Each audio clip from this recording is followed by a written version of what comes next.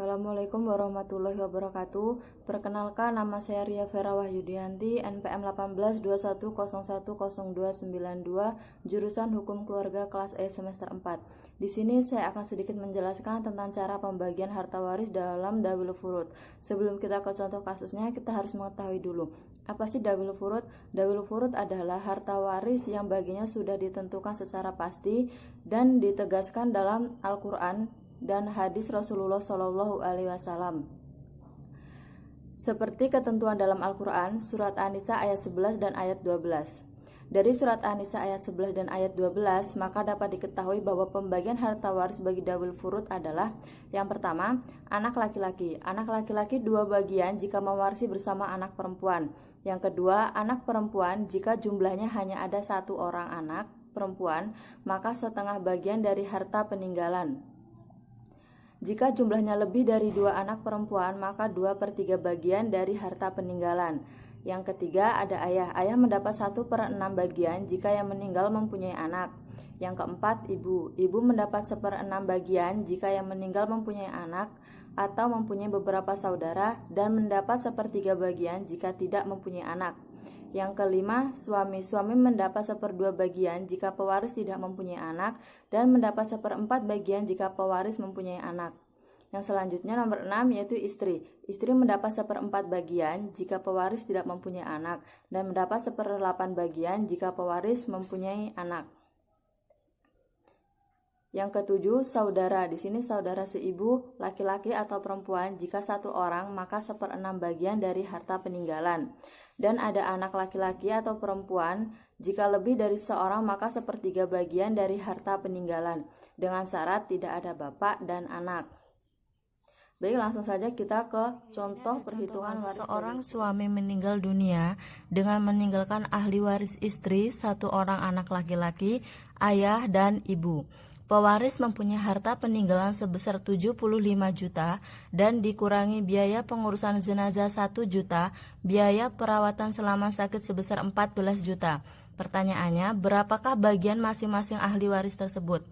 Langsung saja kita jawab. Langkah pertama, kita tentukan dulu harta waris terlebih dahulu dengan cara harta peninggalan 75 juta dikurang dengan biaya perawatan 1 juta dan dikurang lagi dengan biaya perawatan selama sakit 14 juta, dan hasilnya sisanya menjadi 60 juta. Jadi penghitungan semuanya hartanya tinggal 60 juta.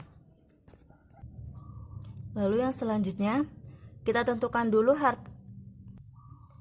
tentukan ahli waris beserta besar bagiannya, yaitu istri mendapat 1/8. Kenapa mendapat 1/8? Karena pewaris mempunyai anak. Ayah mendapat 1/6 karena pewaris mempunyai anak. Ibu mendapat 1/6 karena pewaris mempunyai anak. Dan anak laki-laki adalah asobah, yaitu sisa. Lalu kita tentukan akar masalah dari penyebut 6 dan 8 itu adalah 24.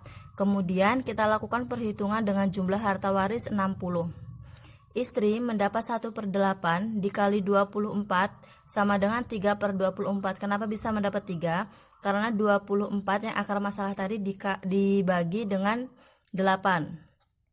Selanjutnya 3/24 dikali 60 juta sama dengan 7.500.000.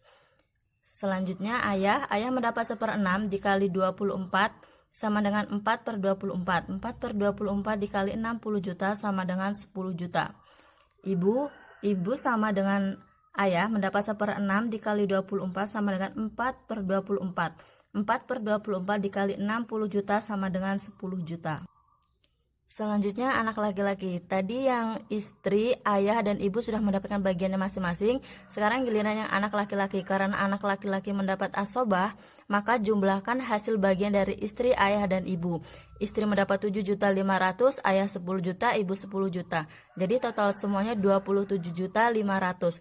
Harta waris yang 60 juta tadi kita kurang dengan jumlah yang kita hitung barusan ini, 27.500.000 sama dengan 32.500. 60 juta dikurang 27.500 jadinya 32.500. Jadi anak laki-laki yang mendapat asobah tadi mendapatkan 32.500. Jadi dapat kita simpulkan, istri mendapat warisan 7.500.000, ayah mendapat warisan 10 juta, ibu mendapat warisan 10 juta, anak laki-laki mendapat 32.500.000, semua total 60 juta sesuai dengan harta peninggalan si mayit tersebut. Itulah yang dapat saya sampaikan tentang cara pembagian harta waris dalam double furud. Kurang lebihnya mohon maaf, saya akhiri. Wassalamualaikum warahmatullahi wabarakatuh.